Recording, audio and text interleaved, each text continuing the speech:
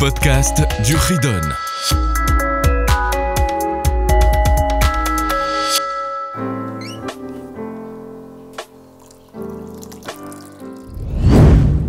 Ridon, chapitre 193, les lois des Nézikin, des dommages. Il y a ça à la qui s'appelle Niske Mamon, dommage causé par de l'argent. Il faut déjà comprendre une grande règle. À partir du moment où j'ai quelque chose qui m'appartient, j'en suis responsable. C'est Niske Mamon, c'est dommage causé par l'argent, cela veut dire par un bien qui m'appartient, dont je suis responsable de tout ce qu'il va se passer avec ce bien. L'exemple qui est donné dans la Torah, Parashat Mishpatim, c'est d'un taureau. Un taureau qui est en corne. Ce taureau en corneur, il y a deux types de dommages qui peuvent être causés. Premier type de dommage, c'est qu'il va causer un dommage à un homme, à un animal ou à des biens quelconques. Deuxième type de dommage, c'est qu'il va tuer un homme. Il y a d'autres types de dommages causés par le taureau, mais ici, sur ce premier chapitre, on va s'arrêter sur ce taureau en corneur. En effet, dans ce chapitre 193, il s'agit de 3 mitzvot. Il y a la première mitzvah, la mitzvah 462, c'est la mitzvah au Beddin, de juger tout ce qui est un dommage animal, puisque si il y a un taureau en corneur, il va être jugé par le Beddin. S'il doit être lapidé, comment rembourser le dommage, comme on verra par la suite. Il y a la deuxième mitzvah, 463. Il y a ce qu'on appelle Niske Ever. Ever, c'est-à-dire abîmer, détruire. Il a détruit les biens d'autrui. Comment il faut rembourser? La Torah nous dit Meitav Sadehu, Meitav Kamo Yishalem, le meilleur de son champ, le meilleur de son bien, il payera. Donc, c'est-à-dire qu'il y a deux moyens de payer. Soit par de l'argent, évidemment, donc il a endommagé 100 €, il rembourse 100 €. Mais s'il n'a pas d'argent, de cash, comment rembourser? C'est-à-dire qu'il va rembourser en bien, en nature. Ce qu'il faisait beaucoup à l'époque, il faut se remettre dans le contexte d'époque, où à l'époque, ils n'avaient pas de liquidité, ils avaient surtout des biens, et il y avait ce qu'on appelle du troc, ils échangeaient des biens. Donc quand ils s'échangent ces biens, il va rembourser en récolte, ou un morceau de terrain. La Torah nous dit, à partir du moment où il s'agit d'un dommage, il doit rembourser du meilleur. Et il y a la troisième mitzvah, mitzvah 464, c'est de ne pas manger la viande d'un taureau lapidé. Si ce taureau a tué, on le tuait, à ce moment-là, il devenait assourban, on n'avait pas le droit d'en profiter. Alors, toutes ces mitzvot, bien sûr, étaient à l'époque du Beddin.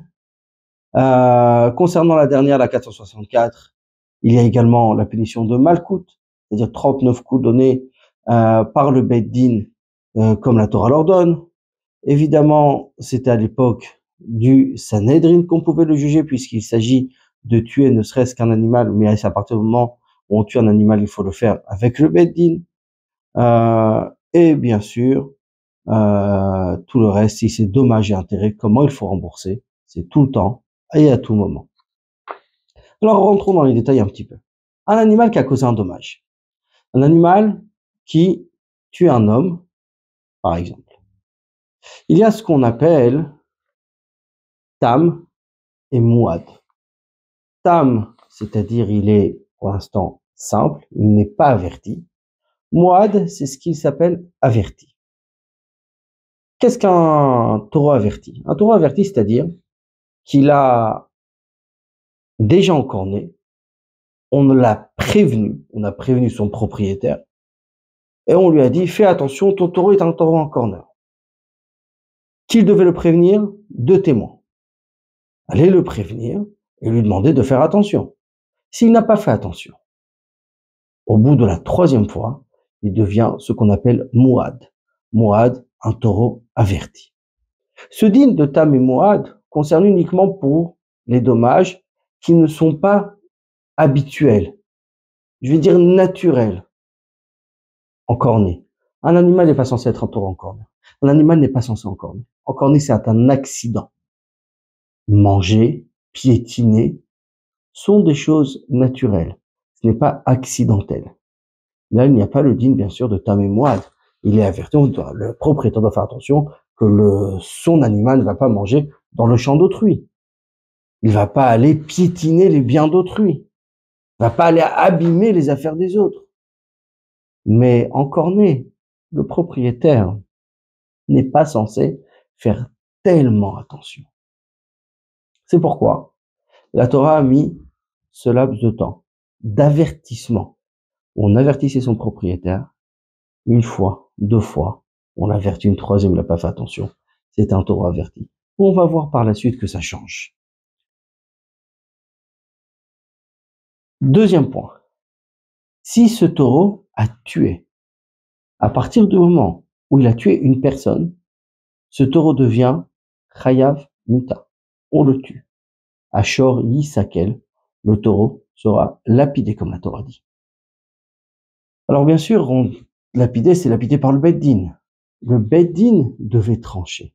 Si entre-temps, il est parti et il a continué à encorner, le temps que le Beit Din mette le jugement à exécution, c'est-à-dire qu'on le concrétise, c'est là où il peut devenir moine, puisque dès la première fois, normalement on est censé le lapider, on est censé le tuer. Mais entre-temps, il a déjà encorné. Une deuxième fois, une troisième fois, il l'a tué. C'est là où il devient encore mouad, averti, puisqu'on a averti son propriétaire que c'était un taureau encorneur et qu'il risquait de tuer.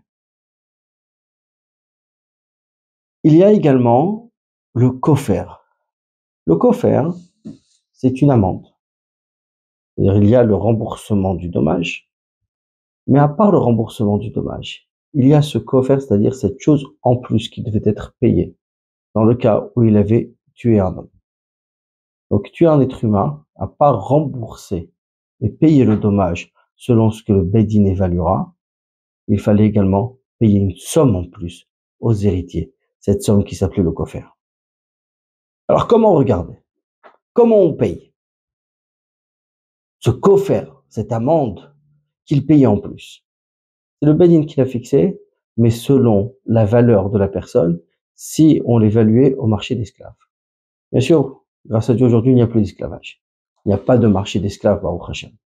Par contre, à l'époque, il y avait. Et donc, un homme, selon son âge, sa force, sa carrure, sa force de travail, à combien il était vendu. Et selon ça, cette valeur allait ajouter, bien sûr, à la valeur de la personne. Et c'est comme ça qu'on allait évaluer ce kofer. En même temps, à partir du moment où on l'a jugé, il est interdit de le consommer. Donc, assourd de le manger. Il ne fallait pas entre-temps lui faire une shrita et le manger. Ah, si on lui a fait la shrita avant même de le lapider, donc la shrita est cachère, a priori on va dire, allez, on a un petit peu détourné, on va le manger, c'est pas grave. Non. Il était assourd de consommer. Mais pas uniquement consommer. Il est également assourd bana, interdit d'en profiter. En profiter, c'est-à-dire d'en tirer quelconque profit. Par exemple, je prends sa chair. Et avec cette chair, je vais la vendre à un non-juif qui peut la consommer. Assourd. Ou bien, je la donne à manger à un animal, aux animaux. Je pourrais le faire. Non, c'est également assourd. Donc, il y a deux étapes. Première étape, à partir du moment où il a été condamné à mort, ce taureau, il est assourd d'être consommé. Une fois qu'il a été tué par le Beit Din, il est assourd d'en tirer profit. Maintenant, venons au taureau qui a causé un dommage. Celui qui a causé un dommage à un autre animal, un taureau qui encorne un autre taureau, qui abîme des biens. Alors, c'est là où il faut voir habituel ou et est-ce que l'animal avait été surveillé convenablement? Sur ces trois points, tout change. Premier point, habituel, c'est-à-dire manger. Est-ce que il est parti manger? C'est habituel. Donc il n'y a pas ce dîme de tam et moad averti trois fois. On n'attend pas trois fois. Il est tout de suite chayav. Il est coupable et il doit payer la pleine somme causée par son dommage. Le propriétaire sait qu'un animal va manger là où il se trouve. Puisque le propriétaire est au courant, il doit y faire attention. Donc, il doit surveiller, il doit faire en sorte que son animal n'aille pas manger partout. Petit exemple, on retrouve dans la paracha les chameaux d'Abraham qui étaient reconnaissables par leur muselière, ça veut dire qu'ils bloquaient leur bouche pour qu'ils ne puissent pas aller manger n'importe où. Donc, un homme qui a des bêtes doit faire attention à ces bêtes du fait qu'elles n'aillent pas manger n'importe où. Si elles ont été mangées, si elles sont parties manger quelque part dans le champ du voisin, dans ce champ du voisin, il devra payer le dommage causé, c'est-à-dire tout ce qui a été mangé, tout ce qui a été abîmé. Se frotter contre un mur et a abîmé le mur, l'a fait tomber. C'est un dommage habituel, c'est un dommage régulier. Le dommage qui n'est pas régulier, c'est celui qu'on a mentionné au départ. C'est-à-dire que l'animal a encorné. S'il a encorné un autre animal, le propriétaire n'était pas censé le savoir, donc ne prête pas attention. Il a tué le taureau du voisin. Donnons un exemple. Rouven a un taureau qui tue le taureau de son voisin qui est Shimon. À partir du moment où il est tam, c'est-à-dire on est entre la première, la deuxième ou la troisième fois. C'est après la troisième fois qu'il devient mouad, et donc à partir du quatrième il paiera. Mais les trois premières, il paye ce qu'on appelle Khatinezek, la moitié du dommage. Mais cette moitié du dommage se fait par un calcul très simple. Ce qui va s'appeler dans les termes de la Gemara, migoufo, du corps même de l'animal. Comment? Le taureau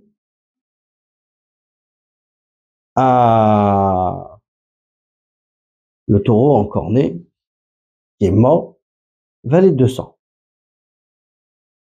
Maintenant qu'il est mort, il ne vaut plus 200. Il en vaut 40.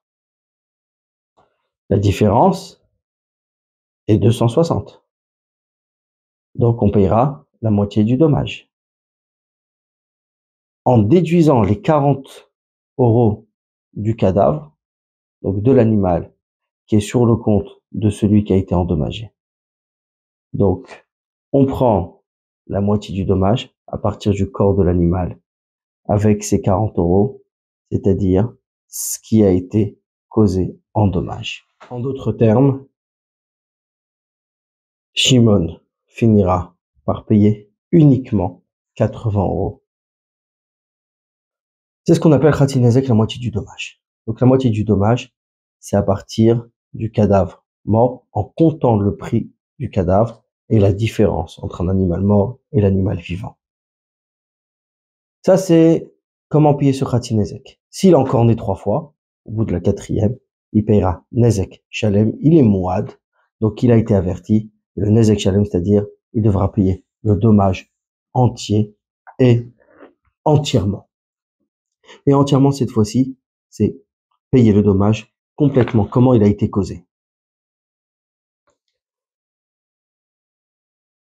Il y a le domaine dans lequel le dommage a été causé. Le domaine, c'est-à-dire, si c'est dans le domaine du nizak, c'est-à-dire de celui qui a été endommagé. C'est-à-dire, si le taureau de Rouven entre dans le domaine de Shimon, et la bête de Shimon a encorné. Shimon peut dire à Rouven, mais qu'est-ce que ton taureau a fait chez moi? Pourquoi il est rentré chez moi? Il s'est fait encorner parce qu'il est entré.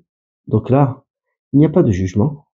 Il n'est pas chayav, il ne doit pas payer, puisqu'il est entré chez moi sans permission. Si le taureau est parti dans le domaine de Rouven, celui de Shimon est parti et a encorné dans le domaine de Rouven, bien sûr, c'est là où il devra payer, et il y aura le din, les règles de Tam et de Mouad. Bien sûr, si on reste toujours qu'on est dans le dommage inhabituel. Si c'est habituel, il n'y a pas, si c'est habituel, à ce moment-là, il devra payer le Nezek en entier. Si le dommage a été causé dans le domaine public, dans la rue, sur la place du marché, il abîme des fruits. Si c'est un dommage qui est habituel, manger, piétiner, Pato, exempté. Parce que là, on sera chayav uniquement. C'est-à-dire, on devra payer, rembourser le dommage si c'est dans un domaine privé, dans le domaine de la personne endommagée. Dans le domaine public, chacun doit faire attention à ses biens. Mais si c'est un dommage non habituel, comme en cornet, là, on est également chayav dans le domaine public et il devra payer khatsinezek, la moitié du dommage s'il est tam et le dommage entier s'il est mouad. Il y a une exception. C'est s'il projette des cailloux. Là, il devra payer la moitié du dommage. Et ça, c'est une halakha le Moshe Sinaï. On l'apprend. C'est une transmission depuis Moshe Mont Sinaï. C'est la seule chose, le seul dommage en projetant des cailloux dans le domaine public qu'il payera uniquement la moitié du dommage. Évidemment, troisième point, c'est qu'il doit être bien surveillé. On doit bien le garder. Donc, l'homme doit faire attention à son bien. L'homme doit faire attention à sa bête. Et s'il a prouvé qu'il avait fait attention, et en faisant attention, elle a quand même endommagé, évidemment, il sera pas chayav. On ne rendra pas coupable parce qu'il avait tout fait en sorte pour que son animal soit bien, pour que son animal soit en bonne surveillance, pour que son animal ne puisse pas causer de dommages. Si l'animal a quand même causé un dommage, ce n'est pas de sa faute. Évidemment, dans quel cas il est coupable, si la surveillance, la garde n'était pas bonne. Voilà pour ce chapitre.